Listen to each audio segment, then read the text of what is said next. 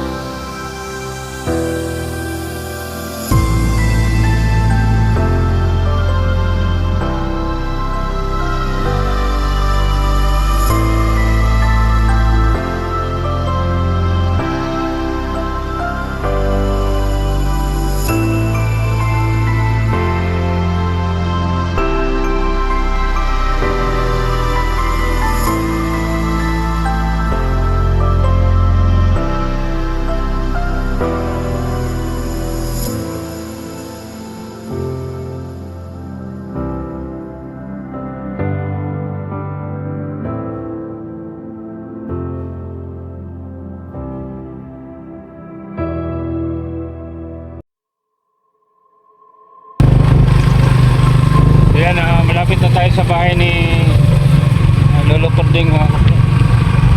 So matagal na hindi tayo nakabalik. Mustahin natin siya. Ayan. Ito po, nasa bangin po yung ano niya, bahay.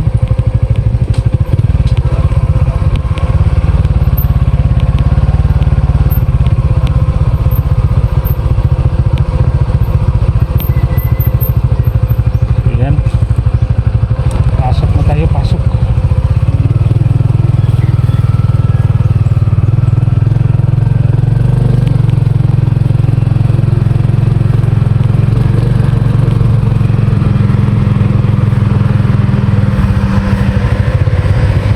Gusto na kaya si Lolo Pording no? Sa matagal na tayo hindi lipas kanya.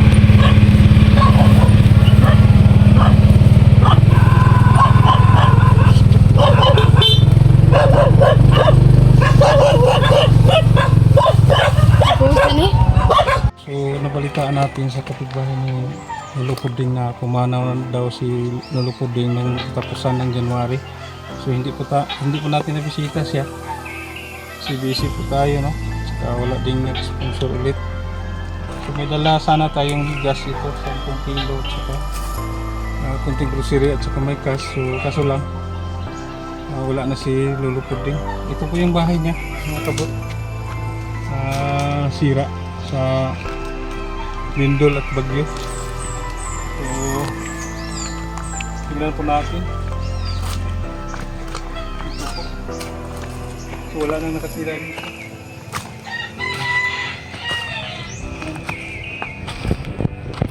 Ito po yung kubo ni Lolo Pording. Yan, dito po siya nakatira noon.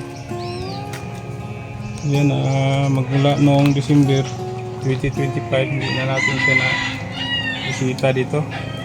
So sayang po, may dala sana tayong grocery sa kanya at may cash.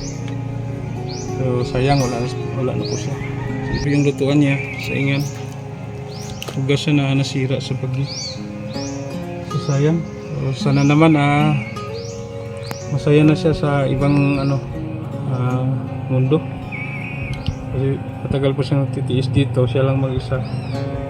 Wala po siyang kamag-anak. So ang ginawa po ng kapitbahay ni Lolo Pording ito ay pinagawa na lang siya ng kabaong na gawa sa plywood. Ayan.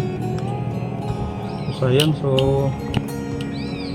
natapos na din ang ating nagtulong kay Lolo Puding. So maraming salamat talaga sa lahat ng mga sponsor mula pa noon hanggang ngayon.